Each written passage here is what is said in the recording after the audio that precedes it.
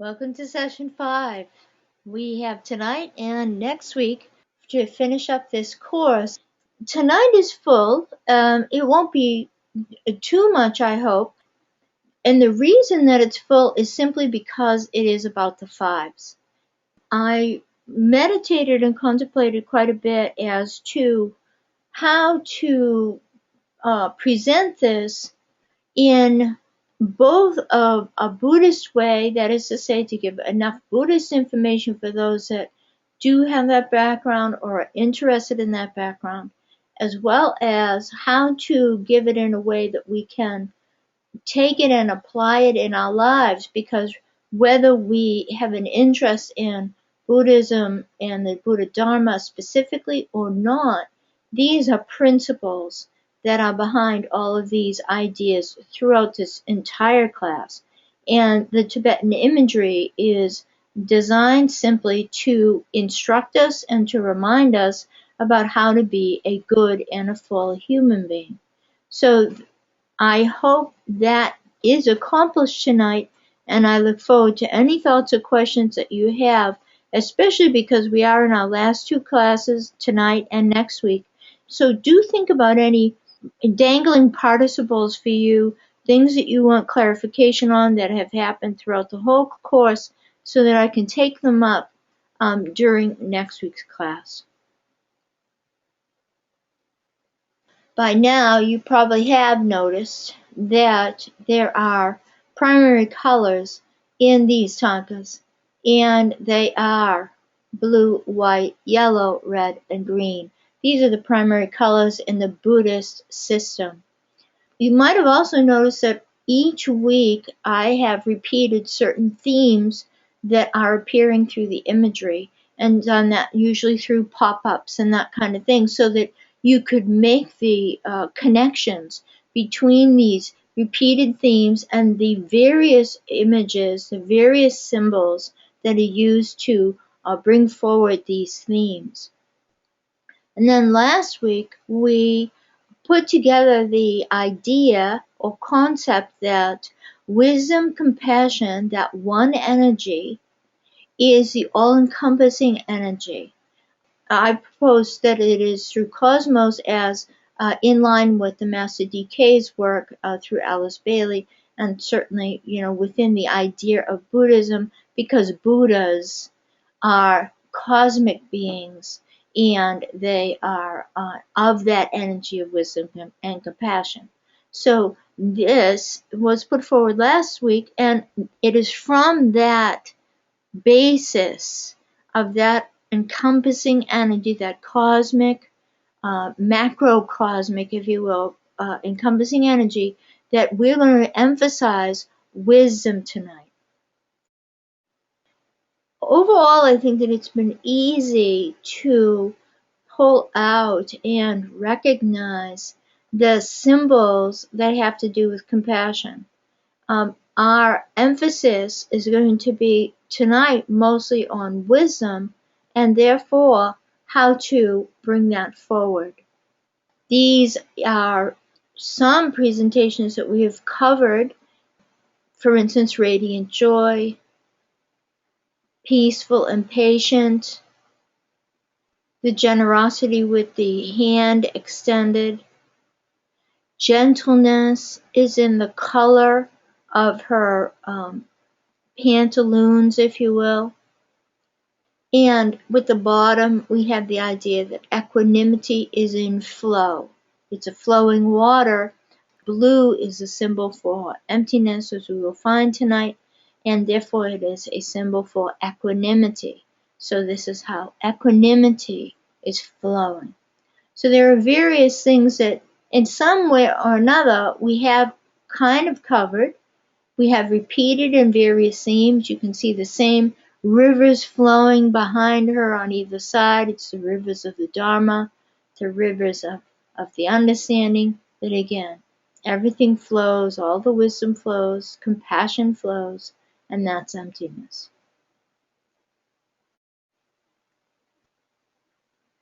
So the 5 primary colors already stated are blue, green, red, yellow, and white.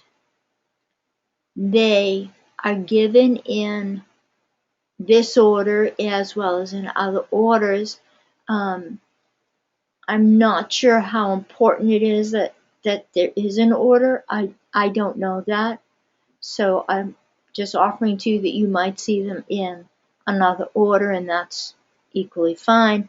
You might also discover that there is a hierarchical order within it, but I don't know that.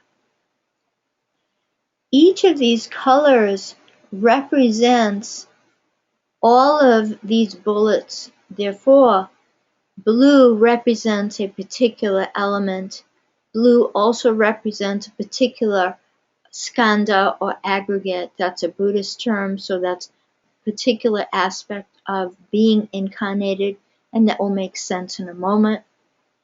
The same blue will represent poisoned state of emotional mind, such as pride, anger, jealousy, these kinds of things. It will also represent its antidote.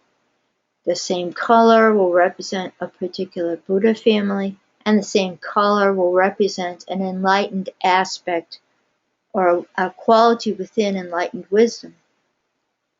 So we'll touch base on these, some of them very briefly, because again, they have a more, if you're a practitioner, then you can investigate that. Any web search will turn up pages of links that you can go to and various sites, most of them having to do with Dharma centers, in particular Rinpoches and lineages and all these kinds of things. So there's no shortage of information for those that do want to investigate it more. Lastly, we would add that black is not one of the 5 primary colors, although often it is interchangeable with the dark blue. It does take on the same quality, if you will, as power, and red will represent power, as you will come to see tonight. It also takes on the quality of wrath, which dark blue can take on as well. So although black is not one of the primaries, of course it shows in every Thangka, usually with the hair, flowing long hair, or the top knot on the Buddha's heads.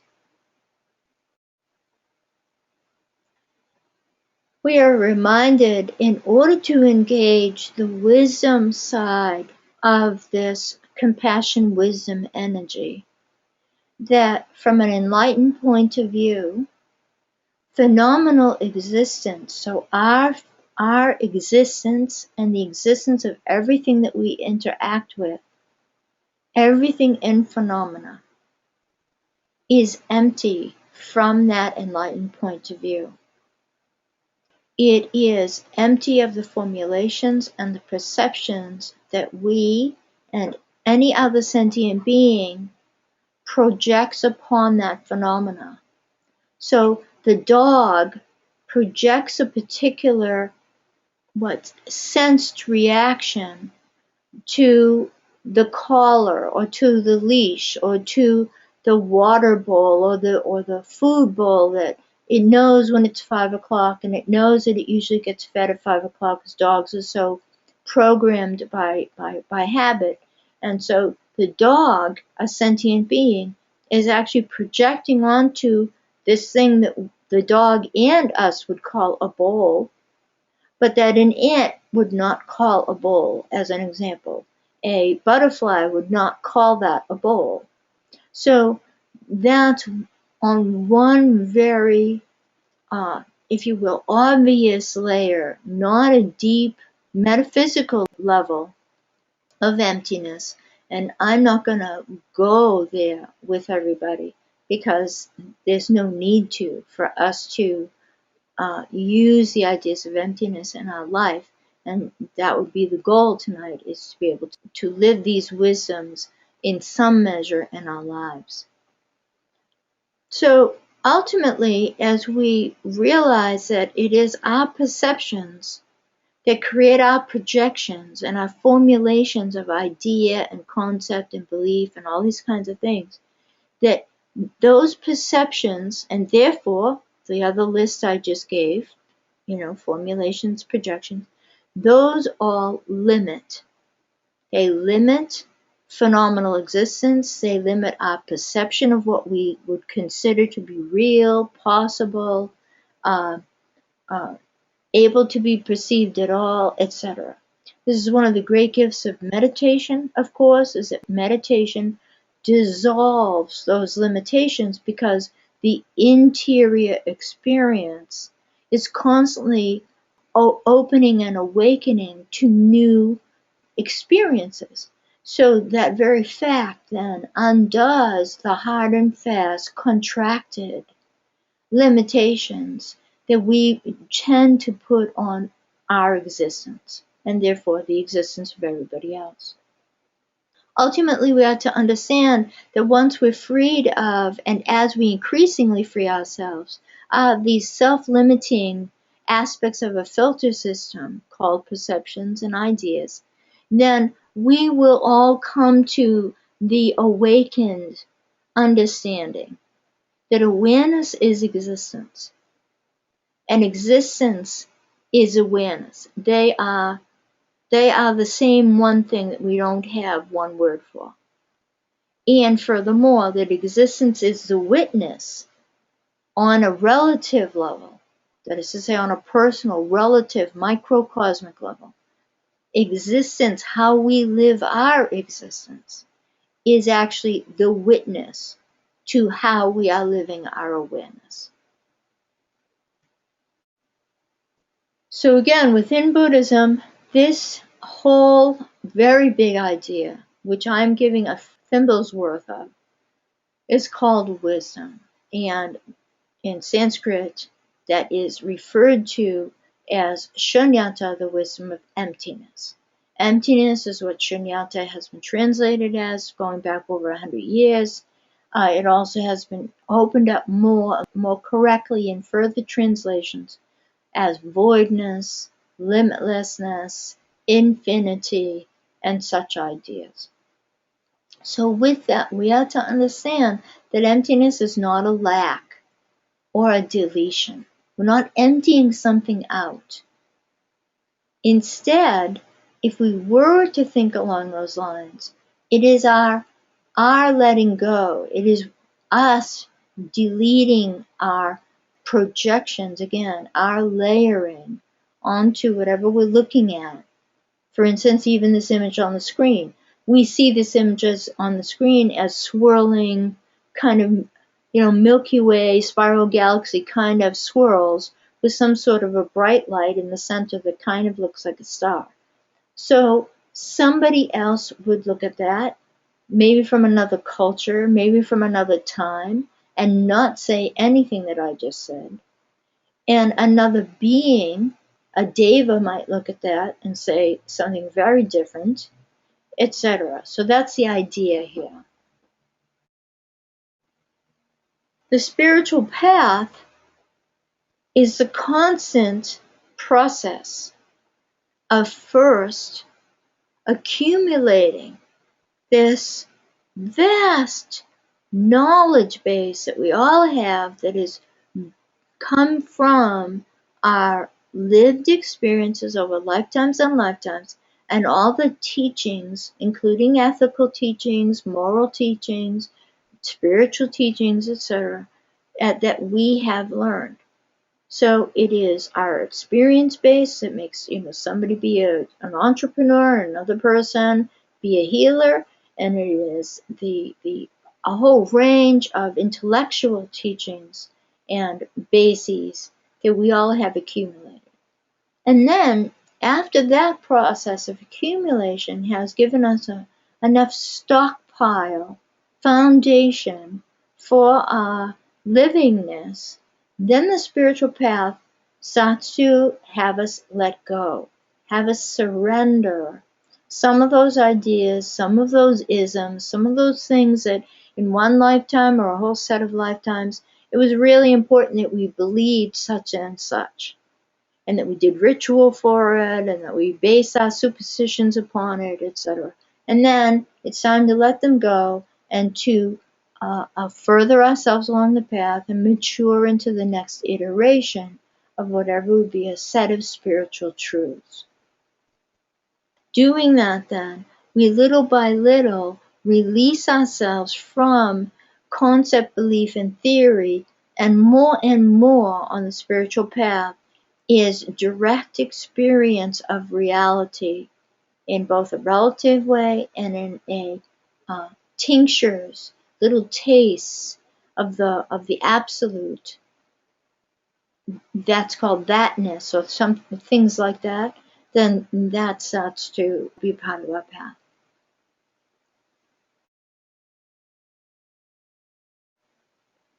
It is this very process that the Buddha put forward because he himself engaged it. And because he engaged it, he saw that it was of value and it worked. And it worked so well that he accomplished what he accomplished, and that is to say, enlightenment. And he could speak about it and he could teach about it, and he wanted to say, if I could do it, you could do it. So here it is. Here's the information. And that's basically what Buddhism is all about. And so within that is the idea of these 5 primary colors, which the Buddha did not give, but the Buddha did talk about 5 factors of enlightenment, 5 factors of our constitutional makeup, 5 aspects of wisdom. He did speak about these various 5s. To my knowledge, and I've never seen, that the Buddha himself attributed them to colors. This is a quick compilation. I'm not going to go through this in detail. You have it. We will refer to aspects of it throughout tonight. But this way you have it, and it was sent to you in a separate PDF file should you want to print that out and just have it for whatever use that you might have. So let me stop and see if there's any thoughts or questions before we keep going. Would you define skanda again? Skanda is a Sanskrit word. It speaks of an attribute, if you will, or a component of our constitutional makeup.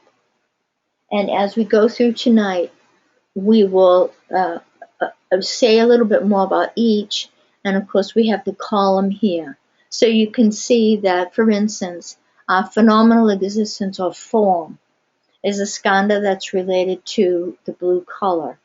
And so that would be, again, our phenomenal existence, anything that's related to the form aspect. And then we have the idea of sensation or feeling. Well, those with a trans-Himalayan background, we might say that that has to do with the astral body.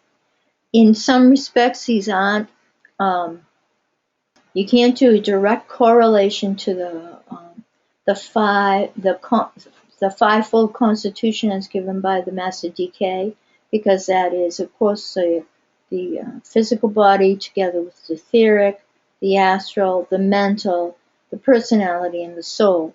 And the reason you can't do that is because we can see in this list of skanda mental concepts, perception, and consciousness. They are all aspects of the mental equipment and or of the personality. But from a Buddhist point of view, it is these 5 that create the sense of self. And whereas in the Bailey DK tradition, the sense of self is called the personality, and it's given its own designation. Thank you. You're welcome.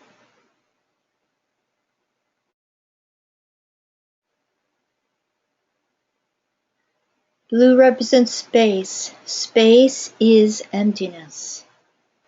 When you see space translated in a Buddhist text, you can put the word emptiness just as equally.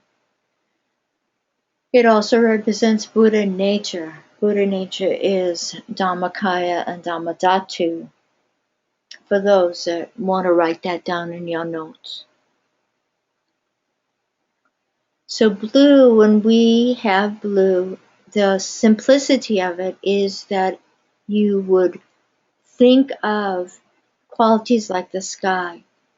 And the sky has a light blue, and it has a deep blue, and it has a really deep, deep dark blue, like here at the top of this image. So we can see why black and that deep blue are sometimes interchangeable within the imagery. But for simplicity, the element that it represents is space. And so we would then understand that blue in a Tibetan Thangka represents the quality of limitlessness, the quality of uninterrupted, therefore continuous, the quality of spaciousness itself, so a free and free flowing, that there is an uncluttered, right? Space, the sky is uncluttered by any cloud that is in it, or any plane that is in it, or any birds flying through it. The sky is uncluttered. The sky is also empty, that is to say, it is unappropriated by anything. Nothing can appropriate the sky. So, equally so, nothing can appropriate Buddha nature. Nothing can ultimately defile or stain Buddha nature. Buddha nature is uncluttered by our ideas, our thoughts, our personality habits. So this is why, at the essence of the teachings within Buddhism, and why I'm starting with blue, is because ultimately we are this. We are this right now. We don't have to go anywhere to figure it out. We don't have to do anything other than totally rest in a non-interrupted, uncluttered way within ourselves. We have to understand that every time we appropriate an idea, a belief, a sense of who, what we are, according to our outer circumstances, then we are appropriating those outer circumstances and saying that they are our reality. And blue says no. Blue says you are Buddha, you are Buddha nature. And so doesn't Medicine Buddha. Medicine Buddha says that too. Medicine Buddha simply reminds us that our state of well-being in any way, mentally, spiritually, physically, emotionally, etc., our state of our understanding of our well-being with our life, is our life in balance, is our life in order, is our life crazy? All of that, Medicine Buddha is saying, is a state of mind that we have cluttered the freedom.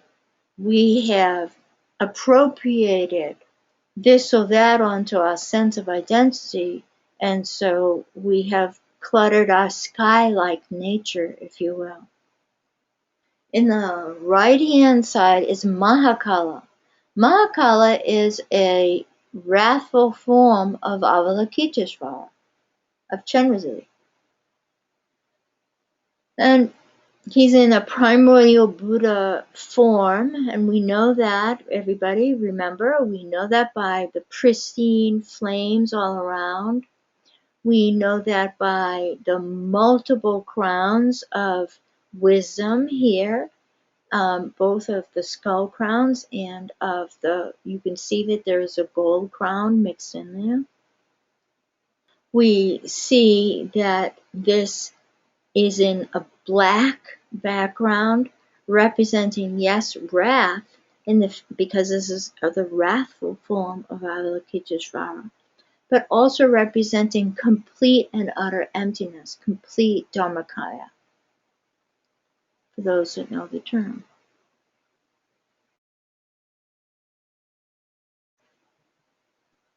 And one more to have us introduce the first wisdom. Again, these are qualities within supreme wisdom. As I do my best to say a couple of sentences about each of these, I will also try to find a way to apply them to our life. Again, this is Yamantaka Vajrabharava. And the ultimate reality wisdom, or Dhammadhatu wisdom, is in one way the most simple, because it is so supreme, if you will. It is like the ultimate state of enlightenment, that kind of thing. But how are we to, or what can we do with that in our lives? We can do what this Thangka is displaying. This Thangka is displaying a fierce, fearless approach to our life, where we are willing to put rhythm into our life. So you see the little hand drum on the bottom left, a Dhammaru. We are willing to engage the demons that we have inside us, the various faces that we wear throughout the day, that all of them are posturing. All of them are false faces. So that's the garland of heads. We are willing to drink of, whatever is unpleasant in the moment. That's a skull cup. Because, in fact, if we did that with the fearlessness of awareness, I want to cut through my BS, then if we did that, we would find that it would only taste bad, the experience would only be rough for a short time, but that in fact we would very quickly and effectively cut through our obscurations. And so this presentation, or I should say, Vajrabharava, is sharp. He has, look at his fingernails. He has very long, sharp fingernails. He has sharp fangs. He has sharp horns, right? So the idea here is over and over again. Be sharp, be fearless, cut through, cut through, cut through. And that is how we can try to live some aspect of this Dhammadhatu wisdom, which then bring us closer to, on a consistent basis, our own Buddha nature. This wonderful being hangs on my bedroom wall, as does Manjushri, as does Green Tower, White Tower too. I've got a full bedroom. And Nisha, who's coming up tonight.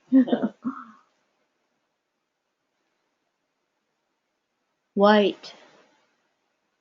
Now, first, we just recall that with Samantabhadra, right? That blue and white couple. He is blue, she is white. So these two colors are in the pantheon of colors. These two often will go, together. They have a direct relation. And we saw that even with Vajrabharava. He was blue, but all his diamond-like qualities and his diamond adornments, they were all diamonds. They were white. White represents water in the Buddhist elements. And that's worth pondering unto itself. Why not blue for water? Why white for water? That's worth pondering. I'll leave that to you. It represents purity, and it represents the skandha of consciousness. So, and I should have said with blue represents the skandha of form. Because form and Buddha nature are actually the same thing. It's that we don't realize that we have thoughts about what is form, and we have thoughts about what is Buddha nature, and that's what keeps them separate in our minds. And our mind is where the Buddha nature resides. So as long as we keep them separate in our minds, then that we will keep ourselves in separateness. So consciousness is the skandha, or the aggregate. White represents that which is pure and provides life like a mother's milk. It also represents that which is essential and therefore seeds life like sperm. So those two white liquids that are both born of the human body, and of course other mammalian bodies, are what you would think about for the essence of white. Virtue is pure. So everything that is pure is white, right? So virtue is pure, and virtue, the way it gives or provides for life like a mother's milk, is that it always gives a positive or beneficial result. Well, that's what mother's milk does. And in that way, it supports and nourishes life. Equally so, altruism would be a seed, like sperm is a seed. Altruism seeds a positive future, and that's exactly what sperm does. It creates a future life. So in this case, in that way, it is not only giving of the possibility of a future positive life, because it's altruism, it is also positively nourishing the present.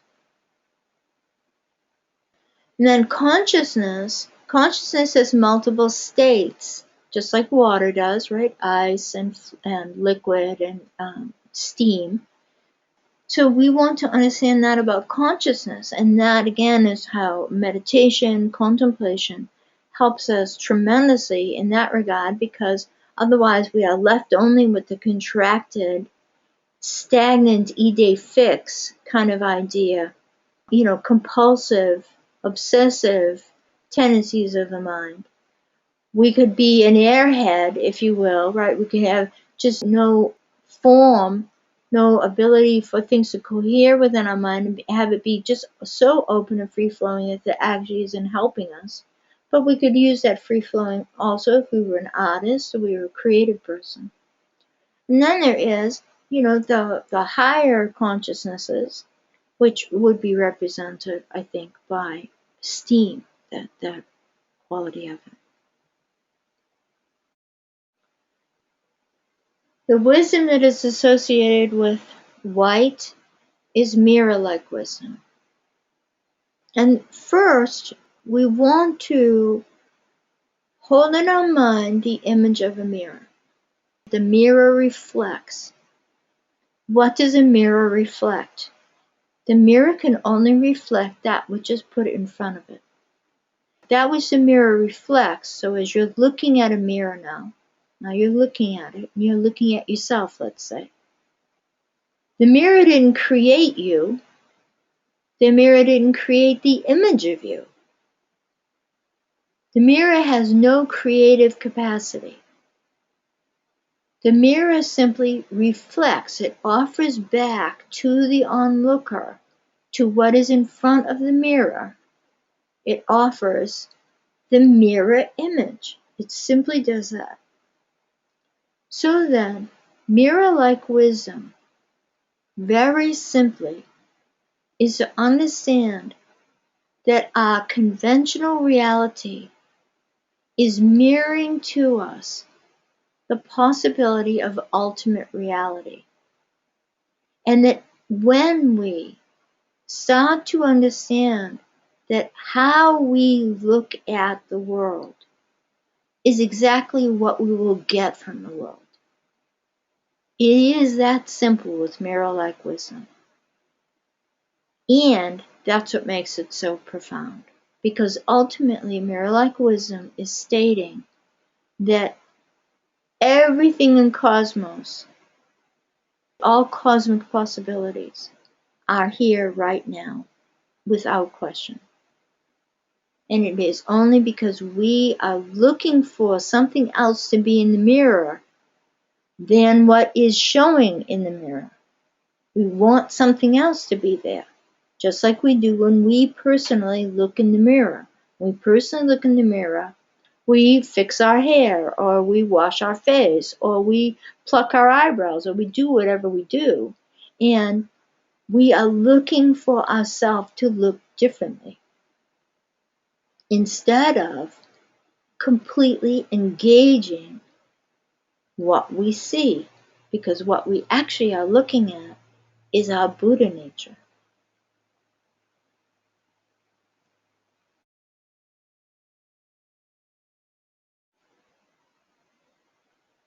This is an image of Chenrezig, and I picked it out because Chenrezig is almost always white. So Chenrezig is reporting to us, or Avalokiteshvara, same thing, is reporting to us the purity of ourself as we pour forth compassion. That the more we live from compassion, the more consistently purified and refined we will be. Equally so, as we pour forth empathy, sympathy, kindness, caring, etc., then we will nurture and support life. Again, the mother's milk. As we pour forth kindness, ethical actions, good business practices, all these kinds of things, we will seed goodness for our future and for the future of all beings. So this is the white of Chenrezig, and this is the white, this is Chenrezig himself, is all those things that I just said, is because he is a Buddha, he represents a Buddha of compassion. And I think it's important to say that white activities, and this is even like a white magic, if you will, white activities will produce peace and harmony that will last. So again, oftentimes with Chenrezig, you have this idea of the chant, the mantra, Om Mani Padme Hum, and that can be chanted with tone or doesn't have to be. But one of the things behind that mantra is the idea of planetary peace, planetary harmony. So just to pull out a couple of things here. White, again, unstained. So even the words and the sounds, even though they're not in white, well, they are, you see the outer circle of each of those symbols is white. So they themselves, the sounds of the mantra, are unstained. And therefore what they mean, what each of these words and sounds means, is a vibration that can never be stained. So that's powerful to consider, especially if you are familiar with the mantra, then consider that the vibration of these syllables and words can never be stained because they are specifically and only about compassion. And compassion cannot be stained, it cannot be defiled. Yeah, this makes sense, I think. It is said that white is the source of form in the respect of, again, like a mother's milk, that it is, we are born from the ocean, if you will, but we are born from water in that respect. And one more white, because I think it's important to see the variety here. Of course, here's Machig Leptron, and she was an alive human being who was also considered a wisdom Dakini. She was actually born with her third eye open when she was born. Like, she had a third eye. And she gave the lineage of Che. So that is, again, you can do a lot of web searching should anyone be interested.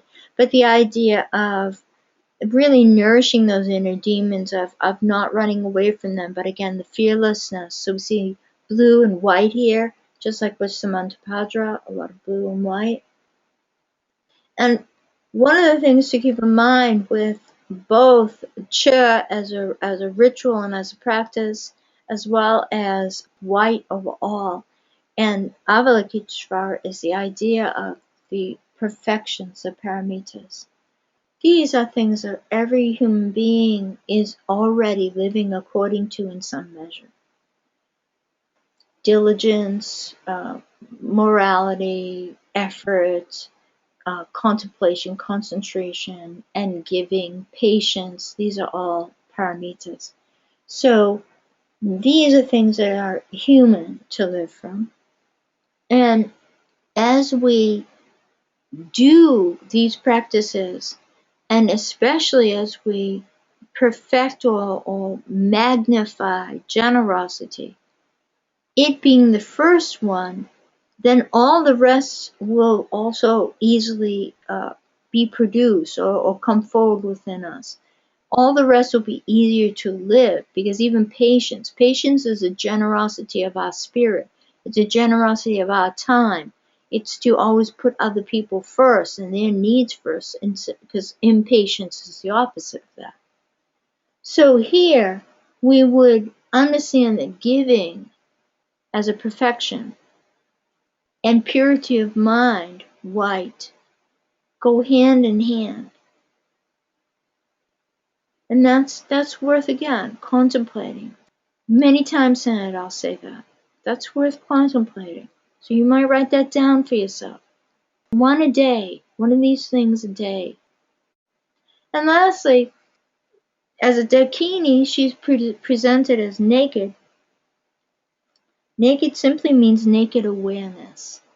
She has no shame, she has nothing to hide, because she is naked awareness. She is Buddha nature. She has realized her Buddha nature.